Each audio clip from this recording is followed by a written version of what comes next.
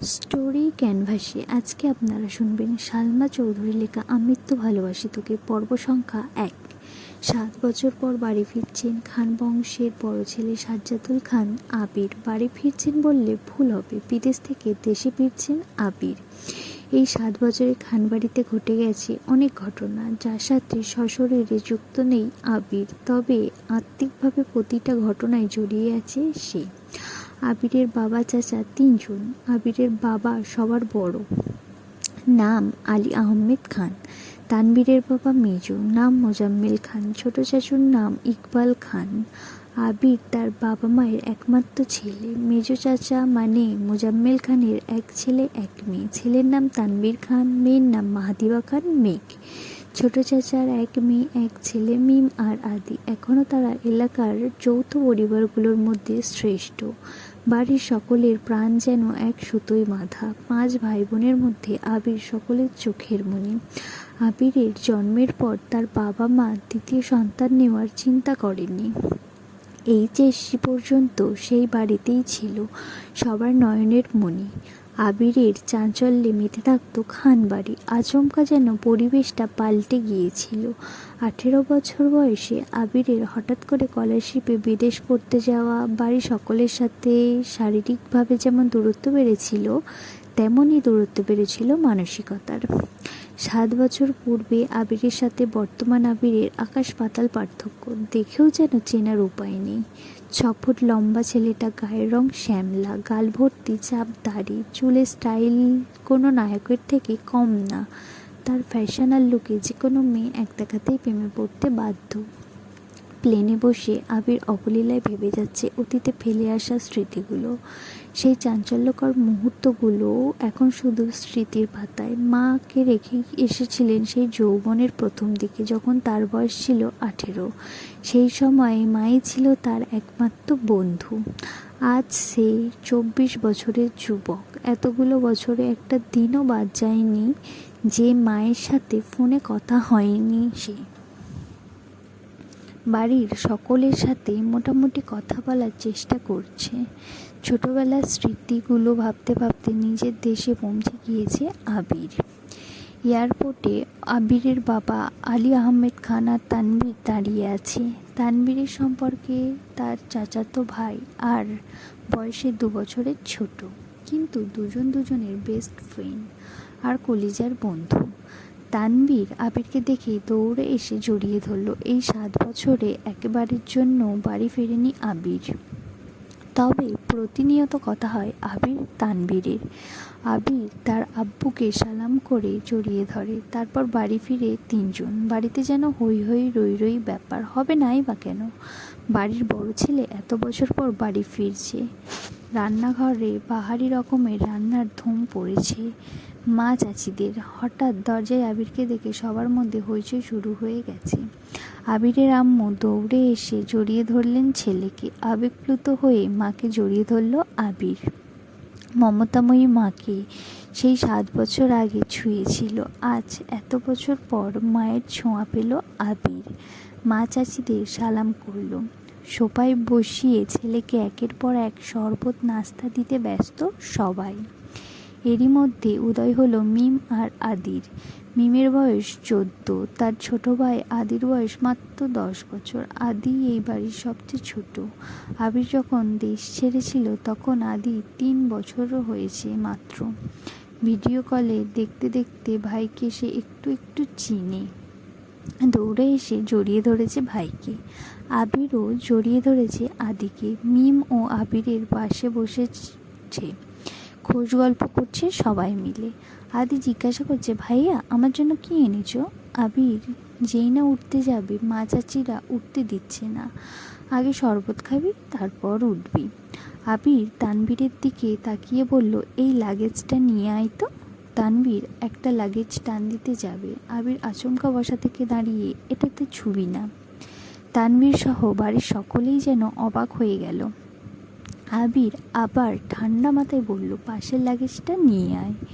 তানবীরও তার কথা মতো লাগেজ নিয়ে আসলো। লাগেজ খুলে যে যার মতো জিনিস বের করছে আর জিজ্ঞাসা করছে, এটা কার, এইটা কার। আবির শরবত খেতে খেতে উত্তর করছে।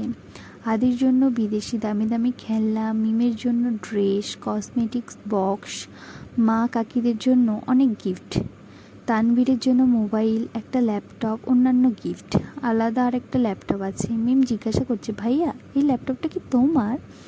আবির উত্তর দেয়, না, এটা মেঘের। মেঘের মা হালিমা খান জিজ্ঞাসা করলেন, মেঘের ল্যাপটপ কী দরকার বাবা? আবির, ওর তো এইচএসসি পরীক্ষা শেষ, সামনে অ্যাডমিশন টেস্ট আছে, অনেক কিছু জানার বা পড়ার দরকার আছে। মোবাইল দেখে পড়ার থেকে ল্যাপটপের সুবিধা হবে, তাই নিয়ে আসলাম। মিম, আমার জন্যও নিয়ে আসতা একটা।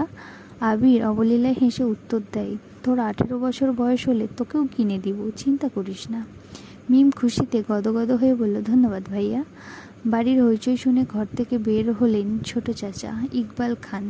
আবির চাচুকে দেখেই সালাম করতে যায়। চাচু বাধা দিয়ে জড়িয়ে ধরেন ভাতিজাকে।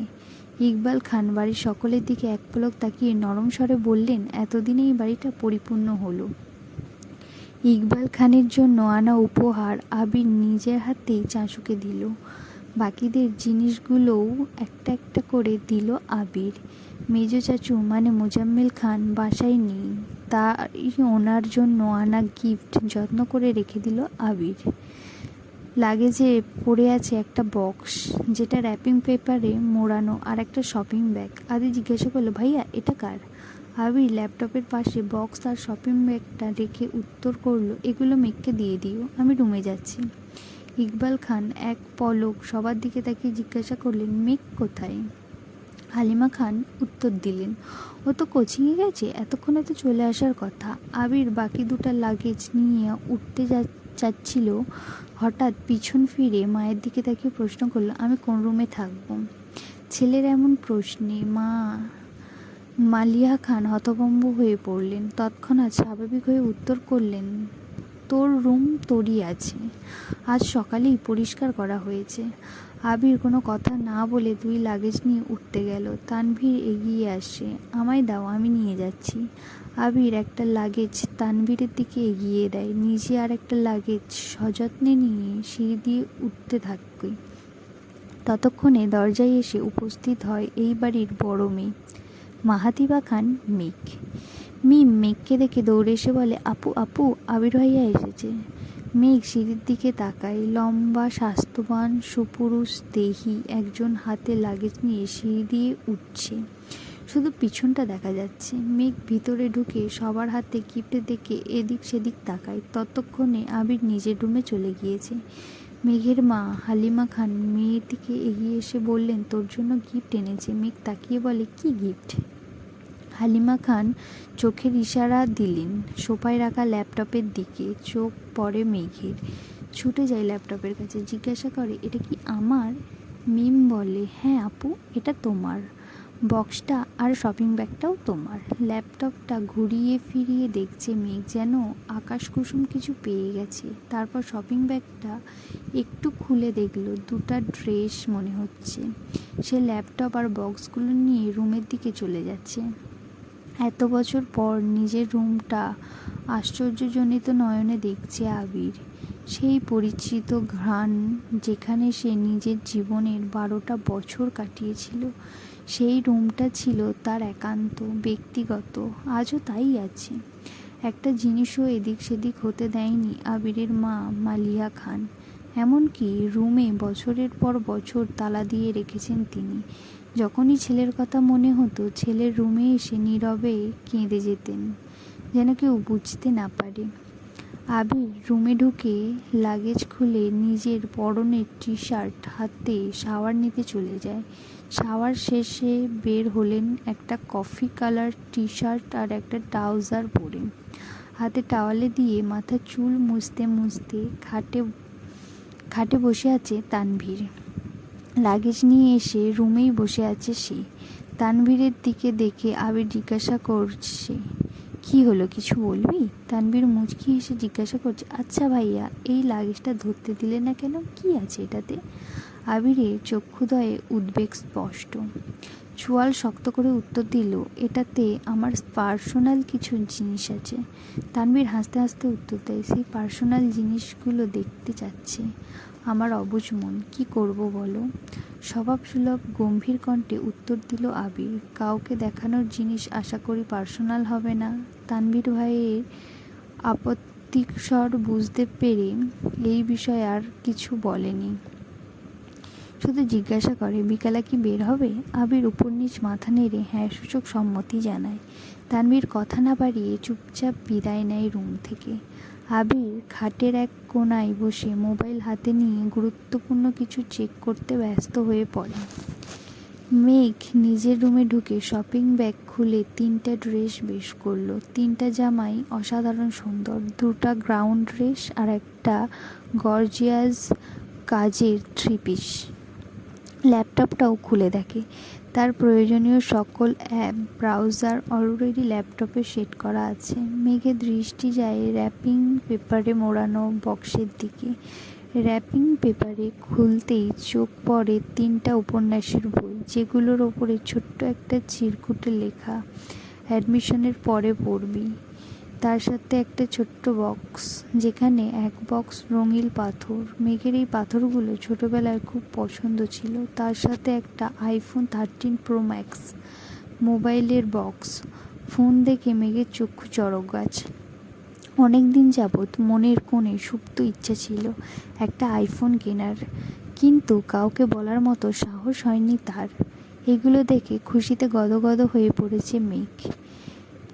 ইন্টার সেকেন্ড ইয়ারের পড়াকালীন মেঘের যখন কলেজ, প্রাইভেট, কোচিং সব মিলিয়ে ব্যস্ততায় দিন কাটছিল, তখন তানভীর তার পুরনো একটা ফোন দিয়েছিল মেঘকে। সিমটাও ছিল তানভীরের। বাসার মানুষের বাইরে শুধু 3-4 জন বান্ধবীর নাম্বার ছিল সেই ফোনে। এমনকি স্যারেদেরকেও নাম্বার দিতে নিষেধ করেছিল কড়া ভাষায়। তানভীর বরাবরই বোনের ব্যাপারে খুব সিরিয়াস। ভাইরা বোনকে শাসন করে ঠিক আছে, কিন্তু তানভীর মেয়েকে একটু বেশিই শাসনে রেখেছে এত বছর। এইচএসসি পরীক্ষা চলাকালীন সময়ে তানভীরকে খুব সাহস করে বলেছিল, ভাইয়া পরীক্ষা শেষ করে আমার একটা নতুন ফোন কিনে দিবা? অগ্নিদৃষ্টিতে তাকিয়েছিল তানভীর, যেন মস্ত বড় অন্যায় করে ফেলেছে। তারপর মেঘ নতুন ফোনের আশা পুরোপুরি ছেড়েই দিয়েছিল। আজ সে না চাইতেই আইফোন পেয়ে গেছে, ল্যাপটপ পেয়ে গেছে, এ যেন মেঘ না চাইতেই জল। আর মনে ভাবছে, মনে হয় তানভীর ভাইয়া বলেছে ফোন আনতে আর ল্যাপটপ আনতে, না হলে উনি কীভাবে জানবে আমার ফোন নেই।